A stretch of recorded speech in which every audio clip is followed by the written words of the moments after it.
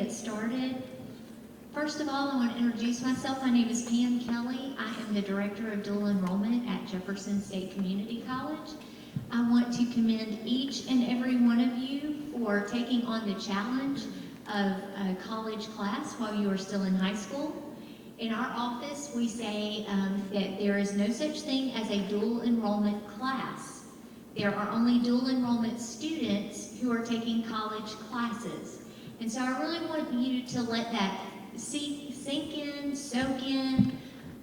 You're not taking a dual enrollment class. There's no such thing as that. You are taking a college class. And with that, for that, you should be commended, and with that comes a lot of responsibility. The grade that you make in this class is going to be on your college transcript forever and ever, so make sure that you are studying and performing at a high rate in these classes. So let's go ahead and get started with just kind of some things for first-time students. If you will, raise your hand if this is the first time you've taken a college class through Jefferson State Dual Enrollment. Okay, now raise your hand because there's an important piece of information. You have a Jefferson State email address. Raise your hand if you do not know your Jefferson State email address, and it's okay if you don't. Okay. After you applied, you got an email, and it included your Jefferson State email address and your temporary password. So I'm going to show you how you can find that email, but we're going to start by showing you our web page. If you just go to jeffersonstate.edu and scroll down below this video and click on Dual Enrollment, one of the first things I want to point out is this link, tutorial videos. I also want to let you know that sometimes on some computers, this sidebar menu actually shows up at the bottom of the page. So if when you open it, you don't see it immediately, scroll down. So everything that we're going to talk about here at the beginning is in this video, and how to log into the MyJSCC student portal is the first thing we're going to go over, and that's why you're going to need your Jeff State email address. All of these videos are just video tutorials, step by step. The longest one is about 2.5 minutes, so really quickly you can go through those. If you watch that video, it will tell you the name, the subject line of the email that has your Jefferson State email address. And I cannot remember what it is. I want to say it has admissions in it. It may be admissions email, dual enrollment, something like that. So, but you can go and watch that video. Once you have your Jefferson State email address, then you can log into your student portal. To do that, you're going to click MyJSCC, and if it is the first time that you've ever logged in, or if you've forgotten your password and had to have your password reset, you're going to select Help and First-Time Users, click here. And then you want to select Set Up your new MyJSCC account, and this is where you will put in your Jefferson State email address. You do have to include that at jeffersonstate.edu, and then your temporary password. Everyone's temporary password is capital J, the @ sign, and your 6-digit birthday. So 2 digits for the month, 2 for the day, and the last 2 digits of the year that you're born in. When you click sign in, then you are going to come to, it's going to pop up 3 questions for security questions. Select the question, type in the answer, and then it's going to let you set a permanent password. You cannot use your first name or your last name as part of your permanent password. So just if you're trying to do that and it won't take your password, that's why. So that's how you're going to sign in for the first time. Once you reset that password, it's going to log you out because it wants you to log in using that new password. It can take about 15 minutes for everything to sync up. So if you reset your password or set it for the first time and then try to log in and it doesn't let you, just wait a few minutes and then try again. Anytime you try to log in unsuccessfully 3 attempts in a row, it will lock your account for an hour. So you don't have to alert anybody as long as you can wait an hour. Just wait an hour and log in.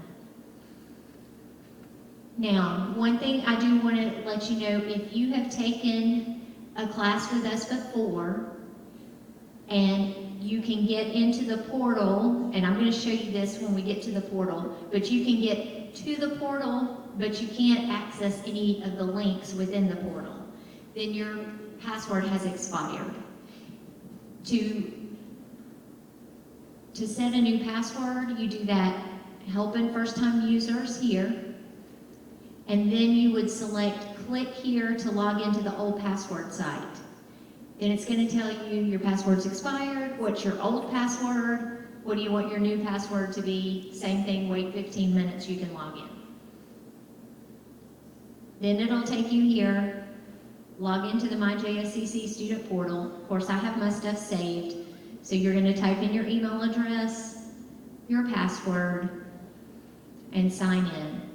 So if you call our office, or if you're watching a video and it says, go to the student portal, this is what you should be looking at. Some students confuse Blackboard with the student portal. Blackboard is where you will go to do your coursework and see what is required for your course, but this is your student portal. So one of the first things we're going to look at is online payments, because most students are going to have a balance for your classes. There are some classes that are covered at 100% and you won't have a balance for, but most students do have a balance they have to take care of.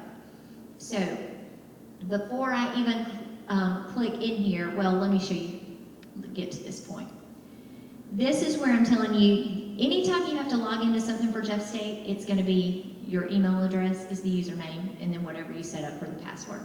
So if you clicked here and then you got a message that said username or password is invalid, that would be how you would know that your password has expired.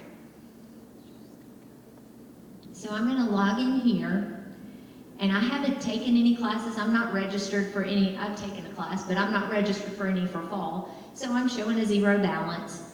But if I did have a balance to pay, I would click make a payment, type the amount in that I want to pay, and then continue. And it's going to be like every other online purchase that you do. Enter your card information and go forward. So scholarships. I'm pretty sure every student at Thompson is getting some form of scholarship, whether it is 100% off your classes or 50% off your class, depending on which class you're taking.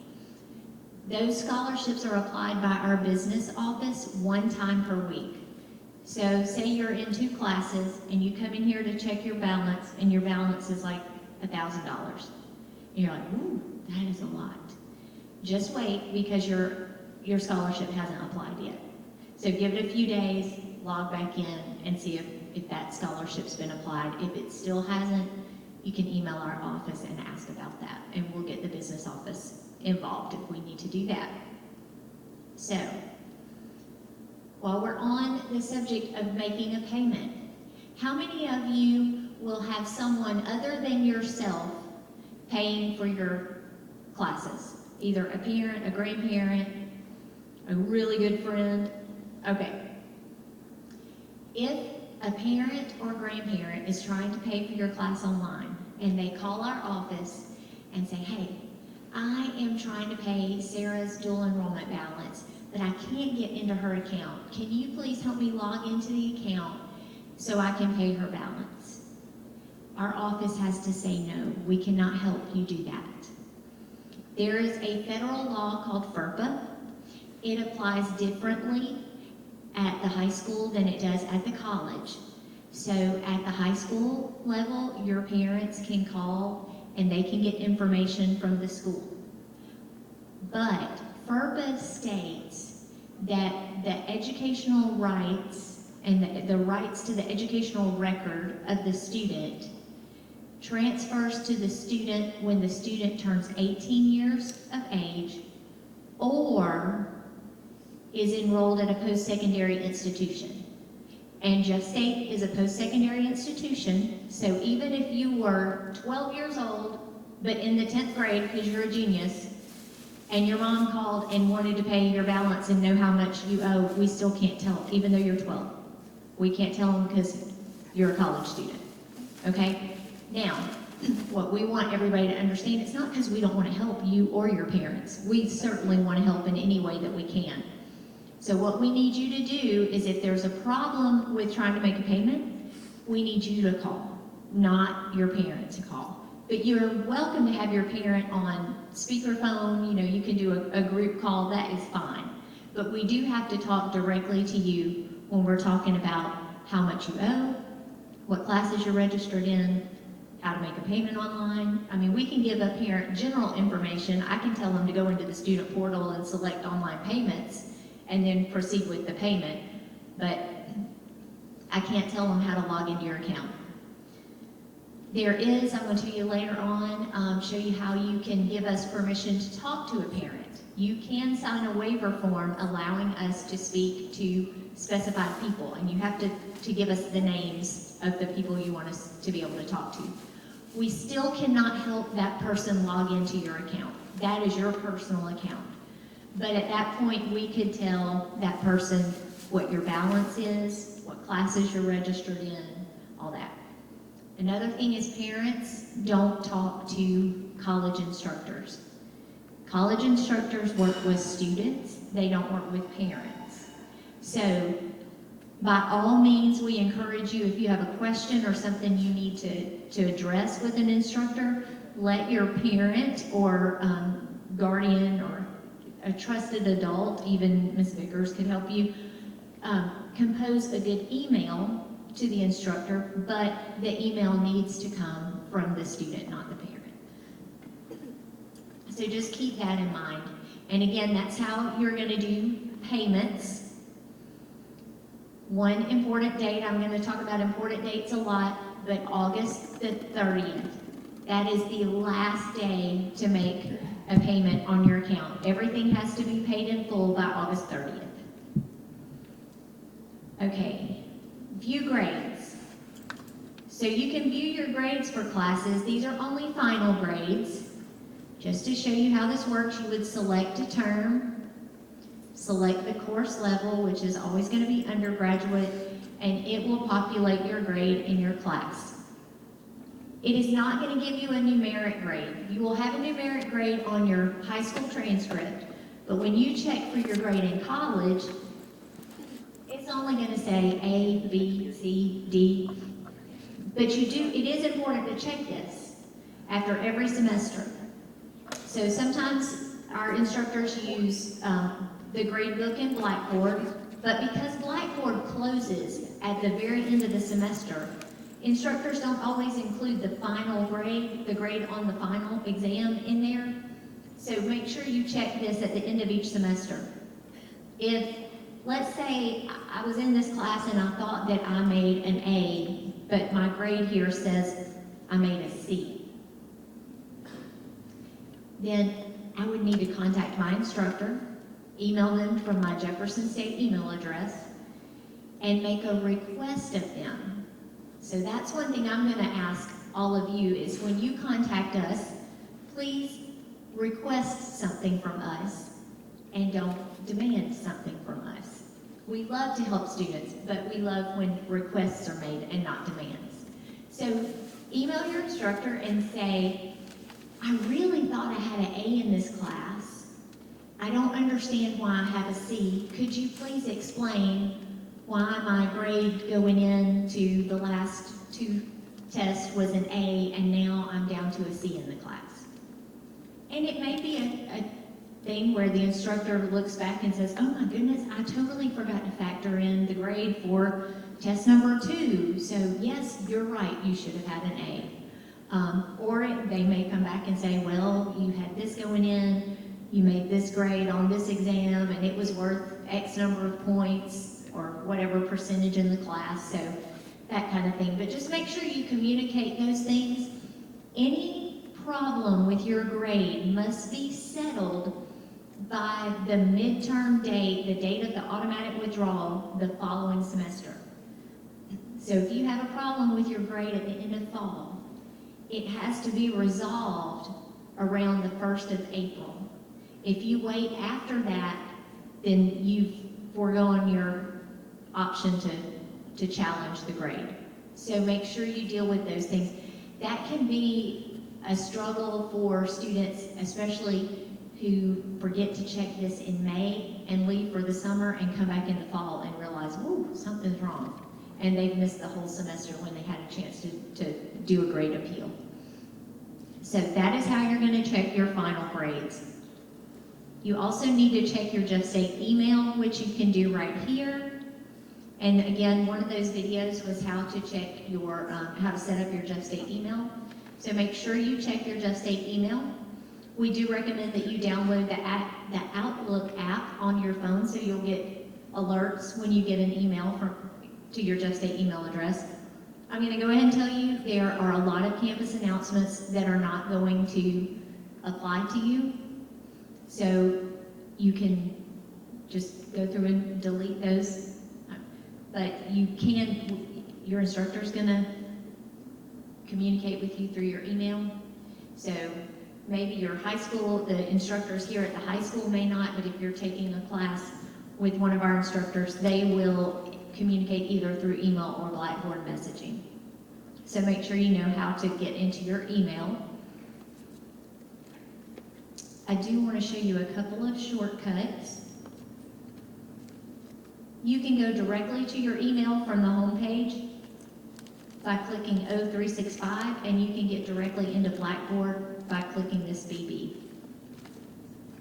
Blackboard is another app that we recommend you get, not to do your work on your phone. It's better to do it on your Chromebook or another computer, but to get alerts that your instructor may send out through Blackboard. So we're going to talk about Pioneer Pack. This is a new program at Jeff State, and it is a textbook rental program. And I just want to make sure everybody is aware of how this works. Do you have a question? Hold on, I'm going to have to come back here so I can hear you.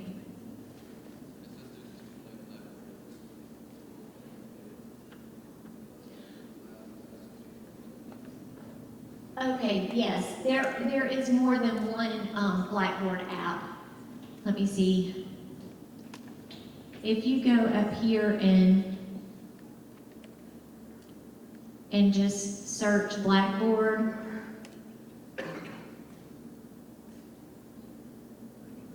does one of them look like that?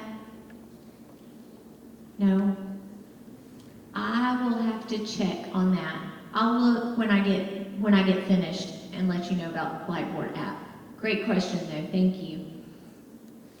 So, Pioneer Pack. This is something new for Jeff State. It is all students. It's not just dual enrollment.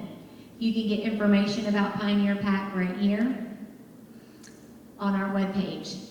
But I'm going to give you the rundown. Before I start, let me tell you, it's going to be confusing when I explain it. But you have phenomenal administration here at Thompson. They're already working on some ways to make this the best opportunity for you as Thompson High School students. So before you do anything related to Pioneer Pack, go to your classes next week. Your instructors will be talking to you about what you should do as far as Pioneer Pack. But I do want to make sure that you understand it because there's going to be a Pioneer Pack fee that if you go and look at how much you owe is going to be on there. So I want to make sure that you understand what that fee is so that if your parents ask, what is this? You'll be able to talk to them about it. So Pioneer Pack fee, Pioneer Pack is a textbook rental program. It is not a textbook purchase program. So it is rental. If it is a physical textbook, you will use it and return it at the end of the semester. There is a fee if you don't return it. If it is a digital resource, then it's delivered to you directly through Blackboard, and then you'll just lose access to it at the end of the semester. But there's nothing, if it's digital, there's nothing you have to pick up, there's nothing you have to return. So the fee for Pioneer Pack is $24 per credit hour. Most of the classes here are 3 or 4 credit hours. So for a 3 credit hour class, like English, history, math, you're looking at a $72 Pioneer Pack fee. Now, as we talk about how this is going to impact your bill, let's look at the scholarships available to dual enrollment students. We have the 50% off course tuition and fees. Those are the required course tuition and fees that you get 50% off. This is going to apply to general education classes like your music, your history, your English, speech, psychology. We've got 100% off career tech programs, so if you are part of the EMT program or part of industrial maintenance here, that would be covered at 100%. STEM scholarship, any math or science or computer science class is covered at 100%. The scholarships that are covered at 100%, we pay the Pioneer Pack fee for those courses. The courses covered at 50%, the student is required to pay the full Pioneer Pack fee if you stay in the program. Students are automatically enrolled in the program when you're registered. You have the option to opt out, and you'll do this each semester. But it is an all or nothing. You can't stay in for math and opt out for English. You have to either opt in for everything or opt out for everything. If you're in one of these courses where we pay the Pioneer Pack fee for so that you can have access to your textbook, and you opt out of Pioneer Pack, you'll be responsible for getting your textbook, okay? So just make sure that you know what is needed. First of all, make sure you know what is needed for your class. So, first day of classes at Jeff State is August 18th. August 18th is our first day. Even though you're going ahead and going to your classes now, our first date is August 18th. On that date, you'll have access to all your syllabi for your classes. An instructor may put on the library site or the bookstore website a book, but on the syllabus it could say, you don't have to buy this book. So that's why we're saying don't make any decisions about Pioneer Pack until you've spoken with your instructors here next week, and also you've looked at your syllabus on the 18th to know what your instructor is requiring if it's an instructor for a course that's not taught here by one of your high school instructors. You have until August the 24th to opt out of Pioneer Pack. If you opt out now, if you went home and decided to opt out, and then on the 20th, you decide, ooh, I really wish I had not done that. You can change it. You can opt back in. So you can change that back and forth until the 24th. On the 24th, that's it. So make sure you have that. You already, if you're registered for classes, you already have an email in your Jefferson State email about Pioneer Pack. If you stay in Pioneer Pack, you need to go into that email and confirm your class schedule and select how you're going to get your resources. You can pick them up on campus, or you can pay an additional fee and have them mailed to you. If you want to opt out, it does not come to you in an email how to opt out. So you want to come back over here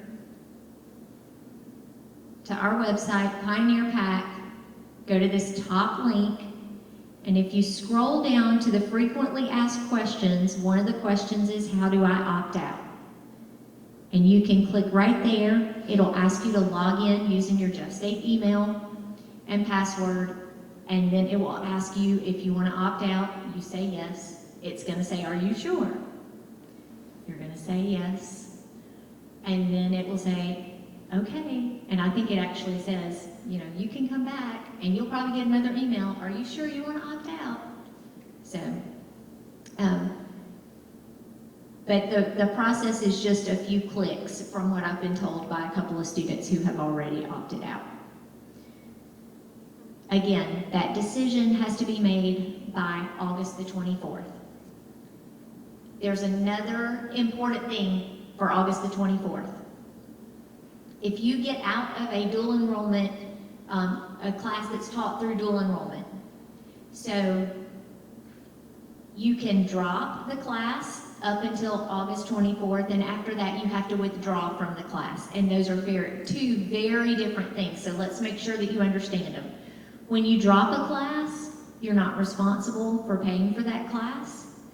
You do not get a grade for that class, and that class does not show up on your transcript, and you are still eligible to take classes the next semester through dual enrollment. That is the best option. So if you get in a class and next week you're in your class and you're like, whoo, that is going to be more than I can handle, make that decision by the 24th. Everything needs written. It needs to be done through written communication. There's a form or something. So with dropping, there's not a form, but you do need something in writing. So let's say you're at home on the 24th and you're talking with your family and you decide, I really need to drop that calculus class. It is more than I can do. Then you need to, even though it is 10 o'clock, 10:30 at night, you need to email Ms. Vickers. You know she's not going to respond, and that's okay. But email her by 11:59 on October. I'm skipping a few months there. Email her by 11:59 on August the 24th and say, Ms. Vickers, I need to drop calculus. Because when Ms. Vickers calls me on the 25th and says, Joey needs to drop calculus, I'm going to say, do you have anything in writing that you can share with me that shows that Joey asked about this before 11:59 last night? And she's going to say, yes, Joey emailed me at 10:32, and she's going to forward that to me. So make sure you make that decision by the 24th. The next important deadline is August 30th, and that is, does anybody remember what that is? That's the deadline for payment. Okay, this is where some of our students get confused. Let's say you are taking a math class and you're taking an English class. And that math class is covered 100% by our scholarship, and you're going to have to pay a portion of your English class. It's after the 24th, so you can't drop your English class. You would have to withdraw, which means you would have to pay for it. You would get a grade for it, and you would not be eligible to take classes the next semester because you withdrew. So some of our dual enrollment students have thought, well, I just won't pay for that class, and then I'll get dropped from that class. But your account at Jeff State is not per class. It's just an overall account. So when we apply the scholarship funds for math, there's no indication that that is to cover the math class. It's just to pay down the balance in your account. So if you leave that balance for English thinking you're going to get dropped from English, you're going to get dropped from English and math. And this has two implications. If you have that happen, you don't pay, so September 1st, early September, you get dropped. And you say, but I want to take the math class, I just don't want to take the English class. In order to get put back in math, you have to be put back in both classes. You'll have to pay the balance for English before you can be reinstated. And because the deadline to opt out of Pioneer PAC has ended, you're automatically in Pioneer PAC without the option to opt out. So it is critical that you pay your balance by August the 30th.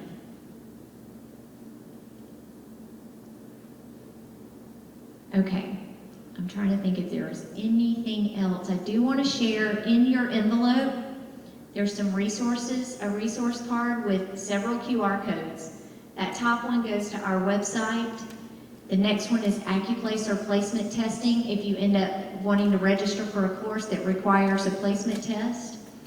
The Learning Success Center, there's resources for free ACT prep, tutoring. If you are enrolled in an English or math course, you're automatically enrolled in Smart Thinking which is a 24/7 tutoring service. If you have a paper that is due, you can send it off, upload it, somebody will look at it, give you some feedback, you can make corrections. So take advantage of those resources. If you have an IEP or 504 plan here for your high school classes at Thompson, those accommodations do not translate over to your dual enrollment courses. You will need to register with our ADA accommodations office, so you can do that. The Student Success Center is something new to Jeff State. They offer mental health counseling and resources, and also emergency grants and things like that for students. FERPA, where we talked about before, if you wanted to give us permission to talk to a parent or somebody about an account balance or your registration, that will take you to a form that you can complete, giving us permission to do that. Alabama transfers. This is a articulation agreement between 2- and 4-year schools in the state of Alabama, public schools. So you can log in there and see how the classes that you are taking at Jeff State through dual enrollment will apply to your 4-year degree. And then finally, the Student Hub down here on the bottom. So all of those are great resources to have. Do you ladies know of anything that I have neglected to say? Oh, they're in deep thought over there, deep discussion. That's okay. Is there anything that I didn't mention that you think I need to mention? Okay. Our office is here to help you. Your instructors here are here to help you. Ms. Vickers is here to help you. So please let us know if you have any questions. If you have questions now, let me know. If you look for your email and you cannot find it, that has your Jeff State email address in it. We're also sending out registration emails right now, and that will also have your Jeff State email address in it. But if you have exhausted all your resources and don't know your Jeff State email address, you can always email dualenrollment@jeffersonstate.edu, and that is DUAL. We're not dueling. We are not dueling with swords. Hey guys, and none of your blackboards are going to come up until the 18th. So even when you're in my class and I'm giving you an assignment next week, potentially, you won't be able to see anything in Blackboard until the first day that Jeff State starts. So if you take an online class, you won't have access to that until the 18th. So just be patient. Next week, I'm going to use that for, things that we need to take care of before the semester actually starts and get to know you activities, okay? And thank you for bringing that up, because if you try to check your registration through Blackboard, it is not going to show up right now. You do have to go to the portal and select View Registration. I did not show you how to do that. Let me show you that. Online registration is where you will click, and then you'll click View Registration. If you're at home doing this, you're going to see this big red box with an X that says you have a hold. Don't panic.